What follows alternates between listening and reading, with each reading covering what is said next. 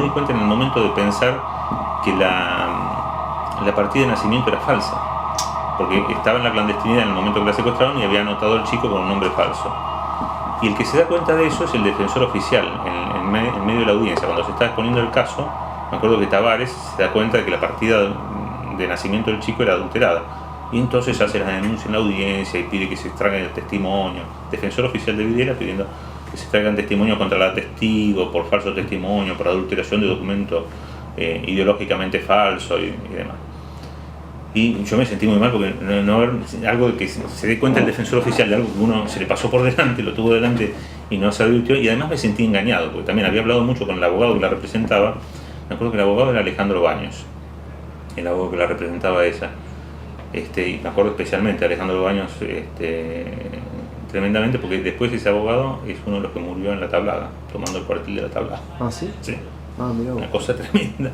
Bueno, me pareció desleal la actitud del abogado de no alertar a la fiscalía que teníamos este problema, a ver cómo podíamos haber presentado las cosas de otro modo, o podíamos haber hecho nosotros la denuncia anticipadamente, o podíamos haber nosotros planteado las cosas de otra manera. Bueno, podíamos haber elegido no llevar ese caso y llevar otro. Decisión que no tomamos, bueno, y que generó un incidente en la audiencia. De ese caso me acuerdo especialmente, y sobre todo por esto, que el abogado que litigó en ese momento, después decide tomar las armas y participa, antes no sé cuándo habrá decidido, participa de la toma de un cuartel militar en democracia después, ¿no? Cosa extrañísima que fue ese incidente de la Tablada. Sí, ¿no? Y muere ahí además. Y muere uno de los muertos identificados. Mirá vos, Baños. Alejandro Baños, me acuerdo. ¿Pero que él había sido militante Y sería militante, yo no creo que era el movimiento Todos por la Patria. MTP. Claro, el que estaba vinculado a Correa Merlo y a no sé cómo, si estaba en el ERP, no recuerdo de dónde venía Correa Merlo. Y había como una mezcla ahí, porque había gente que era del ERP, había gente que era, bueno, PRT, que era lo mismo, del brazo armado, ¿no? Pero había gente, incluso que creo que algunos montoneros también había en ese movimiento Todo por la Patria. Otro caso del que me acuerdo, yo no sé si me acuerdo por el juicio, porque lo conocí después, el caso es el de el hijo de, que también me impresionaba mucho, el hijo de Fernández Mejía. Porque, claro, uno siente empatía a un pibe de clase media que lo viene a secuestrar el departamento del pibe y vivía en Belgrano, uno le hubiera encantado vivir en Belgrano, yo vivía en un barrio menos pituco. ¿Dónde vivía? Yo estaba en Santa Fe Coronel Díaz, en Palermo. Belgrano parecía un barrio más, en aquel momento Palermo estaba la fábrica todavía de cerveza, era un barrio menos pituco, digamos. Ahora se volvió otra cosa, pero en aquella época Palermo era un barrio clase media y el otro era el barrio más cajetiza, digamos. Que te secuestren de Virrey del Pino, la verdad que era casi Virrey del Pino, era asociada al prestigio de la clase media argentina. Claro. Y de un edificio de departamento con seguridad privada, que venga la patota y te saquen de la cama un pibe de 16 años, la verdad que es una cosa simbólicamente espantosa, ¿no? O sea, una sensación de inseguridad, y aparte que una mujer profesional, ella era profesora de francés, o no sé, tenía estudios universitarios o terciarios, el marido arquitecto, que los dos profesionales universitarios hagan todas las gestiones habidas y por hoy y no logren saber nada, era una cosa tremenda. Y en el caso de ella no se pudo esclarecer nunca qué pasó, porque nunca hubo testimonios directos. Parece que hay alguna información de que estuvo en Campo de Mayo, pero no se sabe si murió en Campo de Mayo, si no. Encima los casos que había de Campo de Mayo eran tremebundos, ¿no? Torturados, espantosos, muertos. Me acuerdo un caso de uno que lo habían torturado terriblemente y después lo abandonan, son unas bolsas de harina llenas de gorgojo las bolsas de harina, y después los insectos, no sé, se los comen los insectos. Una muerte espantosa, descrita por alguno de los sobrevivientes de Campo de Mayo, que uno dice, ¿cómo puede pasar una cosa tan monstruosa, tan anticristiana, tan anti todo, y pasar encima eso haber pasado en un cuartel, ¿no? Ni siquiera en un centro clandestino, en un cuartel militar, ¿no? A la vista de soldados, ¿no? Bueno, en ese lugar de estudio nunca supo, ¿no? O sea, por eso la posición de ella me parece tan respetable y tan extraño que la ataquen tanto. Ella que estuvo en la CONADEP, que estuvo en todo, militó toda la vida y nunca logró determinar el paradero, que ella intente buscar información me parece razonable todavía, y que se renuncie a la posibilidad de negociar información con los que tienen información, porque hay gente que todavía sabe qué es lo que pasó, ¿no? Claro. Van muriendo, ¿no? Pero por una cuestión cronológica, pero están los oficiales, los oficiales que no han dado información y podían dar información. También que ellos es posible que les pase lo mismo que a mí, no tienen las listas, se olvidan los nombres, las cosas, pero pueden dar información valiosa igual, ¿no? Hoy quien tiene los recuerdos de los nombres, ¿no? De las personas que pasaban por los lugares. Bueno, entonces, ¿cuánto tiempo duró el laburo previo a que comenzara el juicio? Mira, yo creo que me convocaron antes de que se abocara la Cámara porque ya habían empezado a armar equipos de trabajo pensando en el trabajo serio que iban a hacer para la apelación.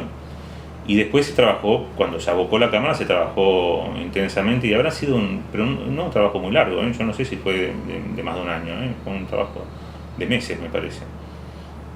Porque la preparación de la audiencia no debe haber sido más de 3 o 4 meses. Ajá. La verdad que no te puedo decir exacto. Igual yo lo recuerdo como un periodo de trabajo muy intenso, ahí sí las jornadas eran mucho más extensas. Me acuerdo de haber ido a trabajar sábados y domingos. Una vez me acuerdo que estaban festejando el cumpleaños mis padres tenían una quinta en el kilómetro 72 de la ruta 8. Y habíamos organizado un cumpleaños, habían ido todos mis amigos, y yo no fui al cumpleaños. ¿Tu cumpleaños? Mi cumpleaños, era mi cumpleaños. No, me se vas. festejaba mi cumpleaños y estábamos trabajando, no sé qué habrá sido el 11 de febrero del 85, habrá sido. Mirá. Porque había que trabajar ese día y bueno, me llamaron, yo me estaba yendo para afuera y me tuve que volver para tribunales, me iba para Plaza Italia a tomar el colectivo. Y eso que no existía el celular. Y no, Digo, viste que... no, pero había teléfonos en todas las casas, claro. Y nos fuimos a trabajar. Y yo contento, no es que sentía que me causó escosor esto de hacer una reunión social y no estar en la reunión, porque había muchos invitados, torta, esto, lo otro, yo no estaba en la fiesta, una cosa. Sergio, ¿y vos eras consciente quizás del momento histórico que estaban viviendo o no? Y yo, qué sé yo había vivido... viviendo, ustedes siendo parte, ¿no? Toda mi vida había vivido con repugnancia la historia argentina, los golpes de Estado, los golpes militares, al fracaso de la democracia, una sensación de ajenidad respecto al sistema de gobierno espantoso. Y la oportunidad de que eso se pudiera revisar, que se revisara el plan criminal, era una cosa fabulosa. Por supuesto que éramos conscientes, sí, sabíamos, estábamos muy contentos de colaborar con eso. De ser parte. Sí. No todos querían colaborar, me acuerdo que Bisordi se fue enojado por eso y por más que te enojes, yo me enojé por muchas cosas, me quedé igual, aunque me enojé por un montón de cosas que no vienen a cuento, pero igual uno se queda trabajando en una cosa así, es más importante lo que contribuís y lo que podés hacer, y creo que tenía mucho que ver también el estar decidido, ¿no?, a dedicar un montón de tiempo. No era frecuente en tribunales esto de... ¿Vos vos estabas ya nombrado, cobrabas un sueldo? Yo siempre trabajé designado con sueldo, siempre, porque yo ya venía trabajando en la Fiscalía Federal cobrando sueldo. Claro. Desde el primer día que entré a trabajar tuve la suerte de no ser meritorio, sino de entrar trabajando con sueldo. Bien. Inicialmente trabajamos yo con sueldo de escribiente. Escribiente. Que tampoco era un sueldo muy importante. Y después cuando estaba trabajando en el juicio, después del juicio me recibí de abogado, después de terminar el juicio me recibí de abogado y entonces fui contratado como secretario y seguí trabajando en la Fiscalía de la Cámara después del juicio. Durante la preparación del recurso, por ejemplo, yo ya era secretario. Cuando se preparó el recurso ante la Corte o el recurso extraordinario. Gracias. Me habían designado secretario contratado.